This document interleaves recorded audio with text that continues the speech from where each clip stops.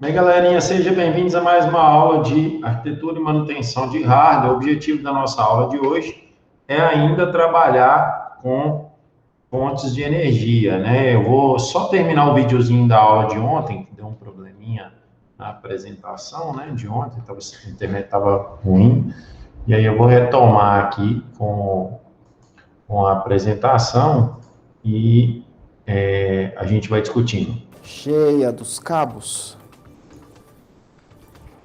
ela vai conseguir oferecer mais opções. Aqui, ó, já consegui separar 2 conectores de 8 pinos para uma possível placa de vídeo mais entusiasta que precisa de tudo isso.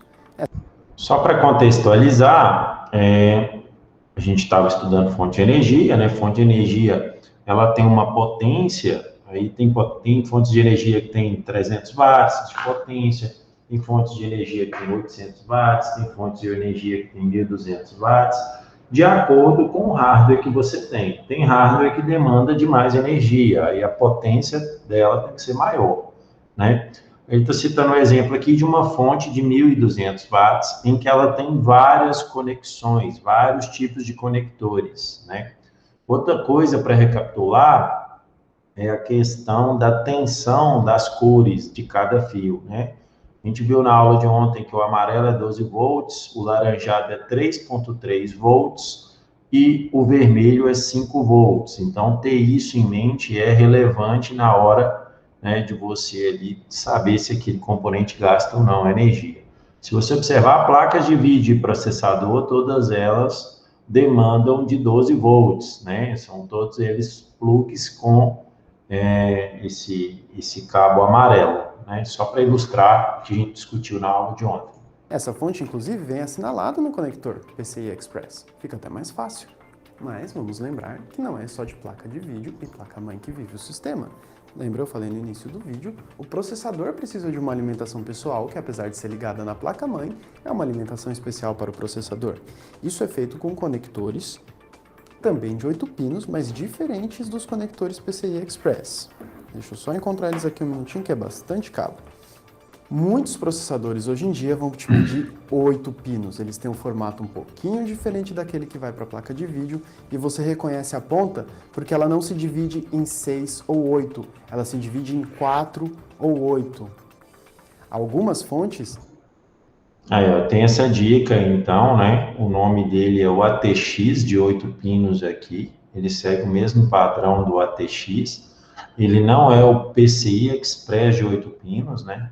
E ele se divide em 4, enquanto o PCI Express se divide em 6 e 2. Não vão te deixar dividir, elas vão ser só 8. E aí pode ter assinalado nela, que nem nessa aqui, se é PCI Express ou processador. Por que é 4 ou 8? De novo, processadores que precisam de menos energia, processadores talvez um pouco mais antigos ou mais de entrada, vão se satisfazer com 4. Você tira um, coloca ali, alimenta o seu processador. Mas em muitos casos, você vai ter que prender ele juntinho assim e oferecer os 8 pinos para o seu processador. O tipo mais comum de comunicação no momento de drives é o SATA. SSDs estão procurando outras formas de comunicação, como eu falo no vídeo de armazenamento, para poder aproveitar mais do seu potencial de velocidade. Aí vai para conexões M2, conexões até o PCI Express, novos padrões, etc. Mas muitos SSDs, muitos HDs e muitos drives CD, gravação e todo esse tipo de coisa, está usando ainda o SATA. E para fazer a conexão nesses drives, a gente usa um conector que tem um formato parecido, então ganha o mesmo nome. Aí você tem um conector SATA, tá? Então, até então, ele colocou que você tem como saída, né, da sua fonte de energia o conector PCI Express de 8 pinos, o ATX de 24 pinos, o ATX de 8 pinos para o processador e agora o conector SATA. O que é o conector SATA? Só de ver que ele é achatadinho assim, ele é um pouco diferente a entrada, então não tem como confundir ali na hora de ligar. Mas só de ver ele assim, você já vai saber que ele vai no seu drive SATA e ligar do lado. Então, você vai ligar, né, o seu HD, você vai utilizar esse conector SATA, né? Ou o seu SSD, se ele não for aquele M2 que a gente viu, que era um SSD, que você já embutia ele na placa-mãe, né? Do conector de dados, para oferecer energia. E, não menos importante, temos o vovozinho dos conectores. Esse cara aqui é chamado de Molex, ou IDE. Era ele? Ele tem esse formato trapezoidal aqui, né? Mas o nome desse conector é Molex mesmo, o pessoal usa esse termo mesmo. Que aí você conecta dispositivos antigos, HDs antigos, unidades CD e DVDs antigas, né? Leitores óticos. Então você utiliza o Molex. Esse conector de energia que a gente ligava nos drives que ainda usavam o padrão IDE, o cabo flat, também chamamos assim, aquele cabo achatadão. Vocês verem fotos de computador antigo, vocês vão ver esse cabo achatado correndo por dentro do gabinete porque ele é enorme e chama atenção. É o nosso conector vovozinho. É basicamente a mesma moral do SATA, vai nos drives, só que peça de museu. E eu quase esqueci desse cara aqui. Esse conectorzinho pequenininho aqui. Isso aqui é um conector de fã. Se você tem um... Isso é muito interessante, né? Ele tem esses 4 pininhos aí, e aí você conecta os ventiladores que fazem parte, né, do seu computador, né? Então, tem vários dispositivos na placa-mãe que necessitam, né, de energia para rodar.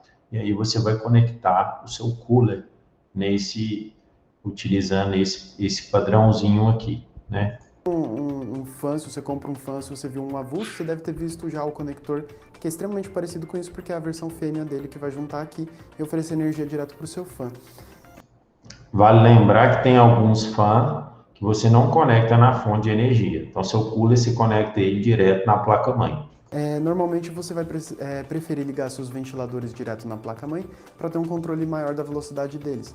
Mas às vezes não sobra mais conexão na placa-mãe para ir ligando os fãs, então você pode ligar direto na fonte e ele vai sempre girar na velocidade máxima e tudo certo. Para concluir a parte de conectores, eu quero fazer só um parênteses e lembrar que tem placas-mãe que são muito entusiastas, voltadas para o overclock, que não se contentam nem com um conector de 24 pinos, que é até o maior que a fonte pode oferecer. Elas vão querer mais energia.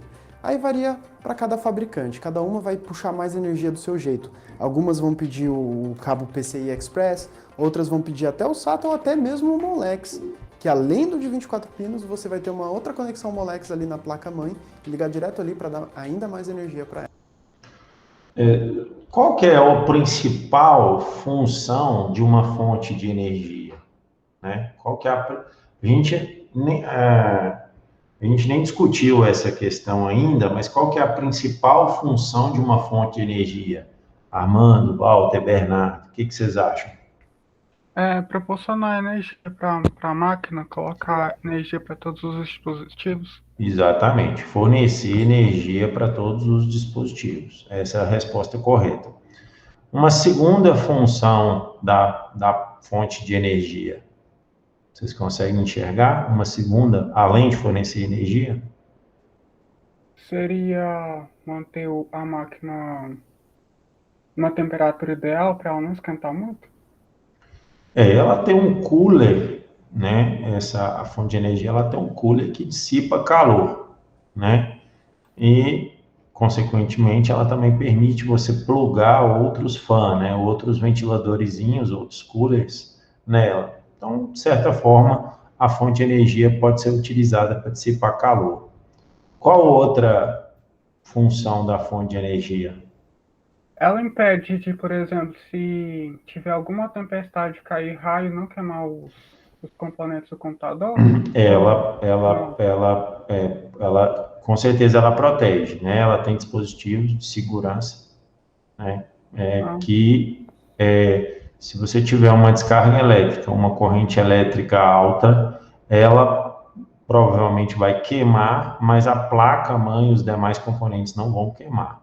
Isso pode acontecer, se funcionar como um filtro de linha, né?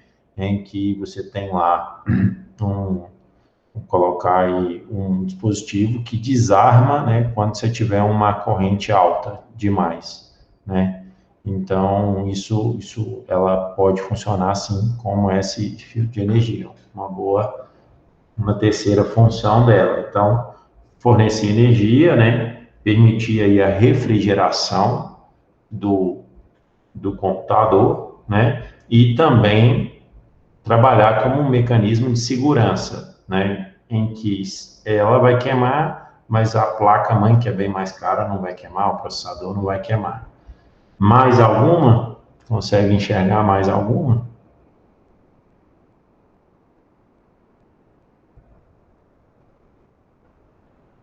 Uma outra função da fonte de energia é transformar corrente alternada, né, em corrente contínua.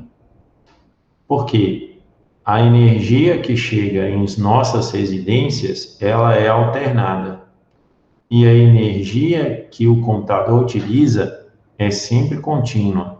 12 volts, 3.3 volts, 5 volts, 24 volts, é sempre contínuo. Então, ela tem essa função também de converter corrente alternada em corrente contínua. Toda essa parte de pinos e conectores pode parecer um pouco complicada, principalmente para quem nunca pegou numa fonte em mãos, mas na verdade não é. Essa é a solução para a grande função da fonte, que é poder modular o tipo de energia que cada componente recebe e garantir um sistema mais estável, sem exageros, nem falta de energia para cada componente. Cada quantidade de pinos separa a quantidade de fios e a quantidade de energia que está indo para cada componente, e assim você consegue ter um controle melhor do sistema.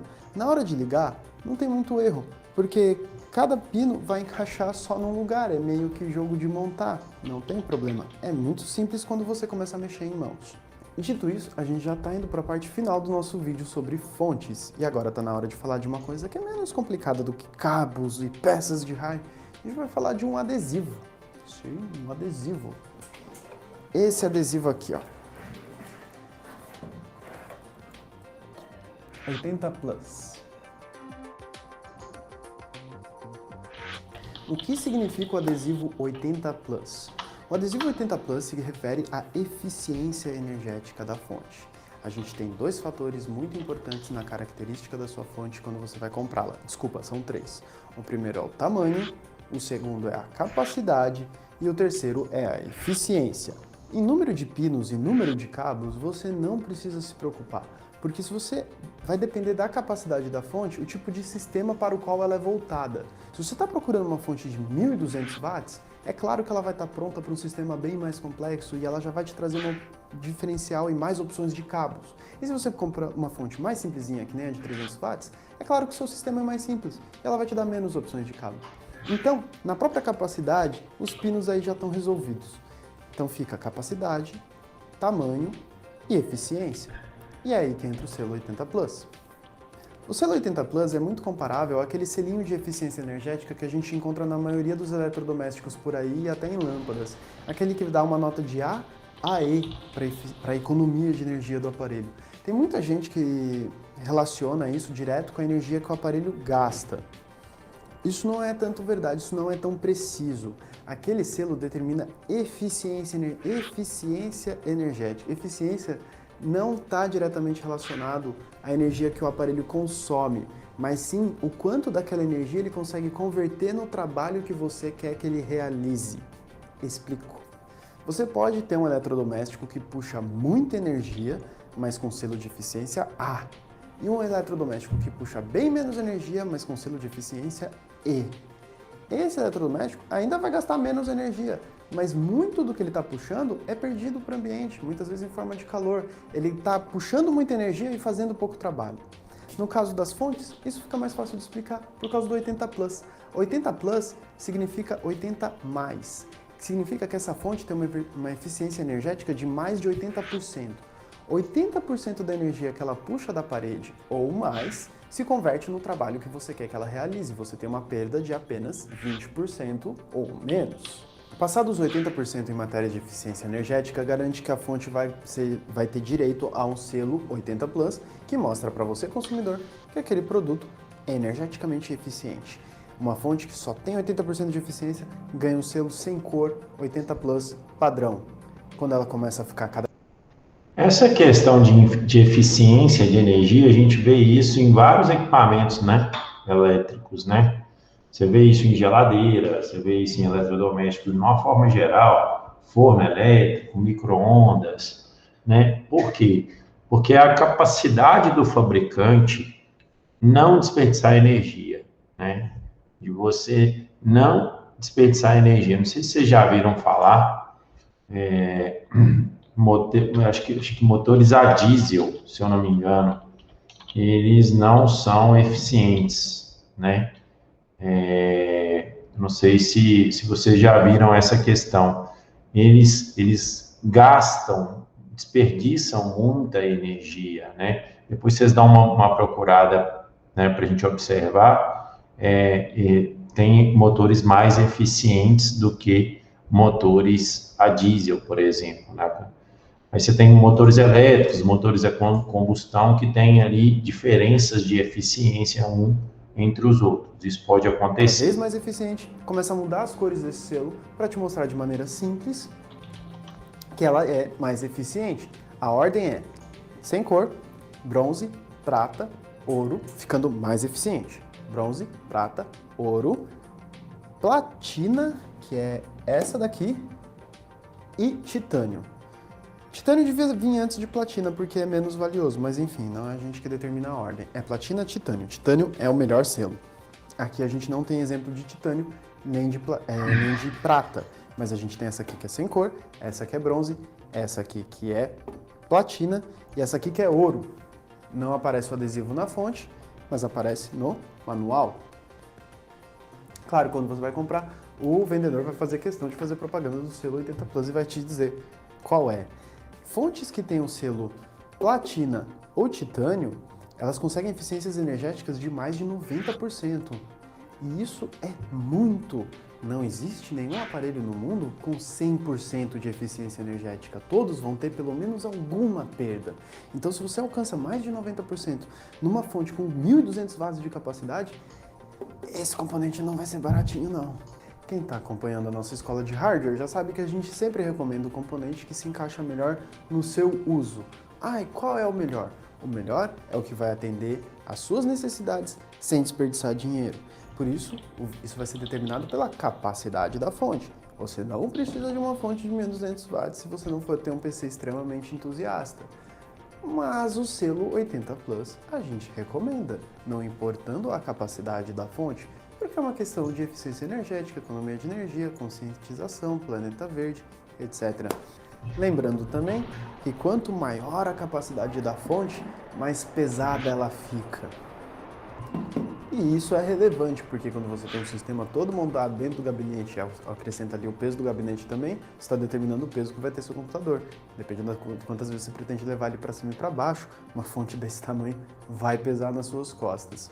Aliás, falando em planeta verde, eficiência energética tem sido um rumo traçado por muitas fabricantes, tanto de placa de vídeo como placa-mãe, processador, não importa. Todas estão buscando, já que está difícil investir em performance, elas estão buscando em fazer componentes cada vez mais eficientes, que vão exigir menos TDP, vão exigir fontes com menor capacidade, garantindo que você vai ter um sistema mais leve e vai economizar também energia.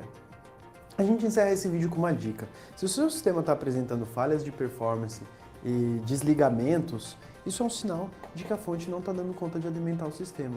E principalmente se o seu monitor pisca, só o monitor fica todo preto e acaba voltando, pode ser que a sua fonte não está conseguindo alimentar a sua placa de vídeo. E aí a placa de vídeo não está conseguindo manter os gráficos funcionando corretamente. Pode ser sinal que está na hora de trocar por um pouquinho mais de capacidade.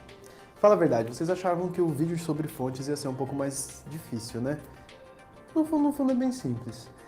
A gente pede, como sempre, que assinem o canal para não perder as nossas produções e acessem a playlist da Escola de Hardware para ver um pouco mais sobre os outros componentes do computador também. Quem estiver assistindo só no YouTube pode acessar o post aqui na descrição para ver o post completo lá no... É isso, pessoal, que agora ele está só finalizando a gravação ali, né? Mas é isso que a ideia da fonte de energia, né, para vocês aí, é isso que a gente precisa saber. E aí a gente precisa, depois, em uma aula prática, trocar fontes de energia. Não, a fonte de energia aqui deu problema, como é que eu faço para trocar? Aí você vai ter que desparafusar, né? Vai ter que usar uma chave Phillips para pegar a fonte, saber comprar uma fonte compatível com a forma correta, né? E realizar a substituição do equipamento. Isso pode é uma das técnicas de manutenção de computadores, né, desktop. Essa é uma das ideias. Aí eu deixei aqui para vocês, ó, uma atividade que é uma atividade relacionada a fontes de energia. O que que vocês vão fazer? Vocês vão calcular a potência de uma fonte de energia, tá? Essa potência, ela, deixa eu colocar aqui, ó. O que que vocês vão fazer? Deixa eu só entrar na atividade aqui.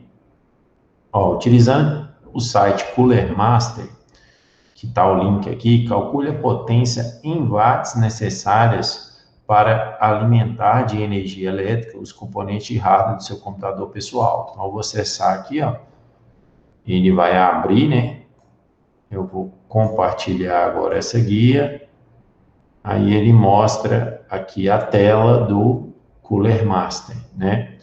E aí, ó, o que que eu vou fazer, ó? Eu vou pegar o meu processador, né? Só para lembrar os dados do meu processador, né? Vou mostrar para vocês aqui, rapidinho. Então, aqui, ó, eu vou no HWinfo, que eu já mostrei para vocês como é que baixa, né? Já está instalado aqui na minha máquina.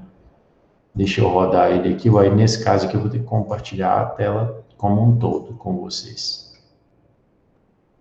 Tá, eu vou deixar essa tela aí, eu já rodei, e aí eu vou pegar o meu processador aqui no HWinfo. Ele é um Intel Core i5, 7ª geração. Então, eu vou colocar aqui, ó, Intel. O socket dele, deixa eu pegar qual que é o socket dele, é o LGA 1151. Esse é o socket. Só para mostrar para vocês aqui que o HWinfo fornece essa informação. Deixa eu compartilhar com vocês aqui. Espera aí só um minuto. Vamos lá. Parar aqui a apresentação. Deixa eu compartilhar a janela inteira. Isso. Vou mostrar para vocês aqui, ó. O meu socket está aqui, ó. O LGA 1151. Beleza. E o modelo, né, um Core i5 7500. Deixa eu ver se o meu é T. Meu T. Beleza. Para esse cara, 35 watts. Ele já adicionou aqui, ó, para mim, né? Aí, ó, o modelo da minha placa-mãe, né? Se é uma ATX, micro ATX. A minha placa-mãe, ela é uma ATX, tá? Deixa eu ver se o hardware info, ele mostra aqui, ó, motherboard, né? Deixa eu ver se ele mostra alguma coisa aqui. Aqui ele não mostra especificamente essa questão se é ATX ou se não é uma ATX, mas ele quer dizer que é uma placa grande, né? Uma placa aqui da HP, né? A placa-mãe do meu computador é uma placa da HP. E ele não está falando especificamente aqui, não. Mas o meu computador é um computador desktop. Então, a minha placa-mãe, muito provavelmente, é ATX. Não é micro ATX, nem mini ATX, nem XL ATX. Então, ó, minha placa-mãe já foi para 105 watts. Aí agora, eu não tenho uma GPU no meu computador. Não tenho uma placa gráfica. Se eu tivesse uma NVIDIA aqui, por exemplo, uma GeForce, pegar aqui GTX 1080 Ti, ó, ele ia subir bastante aqui, né, para quantidade de watts. Então, o meu não tem, então eu vou zerar aqui, não, beleza. Memória RAM, eu tenho 8 GB DDR4, ó, subiu mais um pouco para 108. Eu tenho um SSD de 256, tá ali, foi para 123, e eu tenho um HD, deixa eu ver se o meu HD, quantas rotações por minuto, mas ele é 7.200 rotações por minuto, e ele é o 3.5 polegadas. Eu tenho um HD e eu não tenho um disco óptico. Beleza. Então, para mim, a fonte, para o meu sistema aqui, né, 138 watts, que é o meu uso.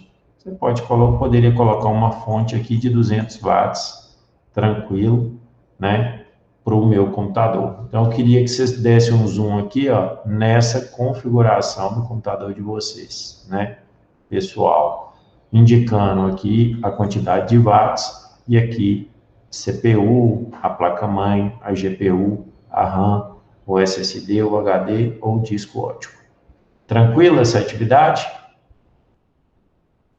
Sim. Certo.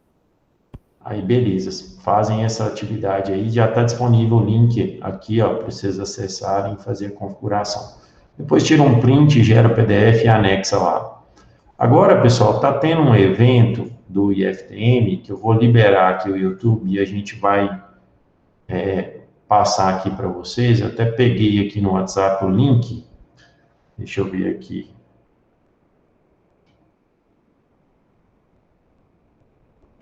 Deixa eu pegar aqui rapidinho. A Kátia mandou hoje, YouTube /IFTM oficial. Deixa eu dar só uma olhada aqui, então, YouTube /IFTM oficial. A gente vai ter acesso. Aqui, ó, deve estar o segundo fórum dos comitês de crise local, né? O pessoal tá aí, tá esperando a transmissão aqui, ó. Né? O pessoal deve trazer alguma informação relacionada as atividades, né, da crise local, da pandemia. Pode falar, Bernardo. Em qual link que entra aí na reunião? É que, ó, você vai entrar aqui, ó, youtube.com/IFTM oficial, viu aqui? Aí é o primeiro, ó. Esse aqui, verdinho. Ok. Pode acessar o YouTube aí, eu vou colocar o link lá do próprio sistema, eu vou colocar lá no WhatsApp. Aí eu vou fazer o seguinte, eu vou finalizar a nossa aula aqui para que vocês possam participar desse evento aí e entender um pouco sobre essa questão da crise, né, e do retorno das aulas presenciais. Podemos combinar assim? Sim. Beleza. Não. Então, beleza, então. Então, eu vou interromper nossa gravação aqui e até a nossa próxima aula.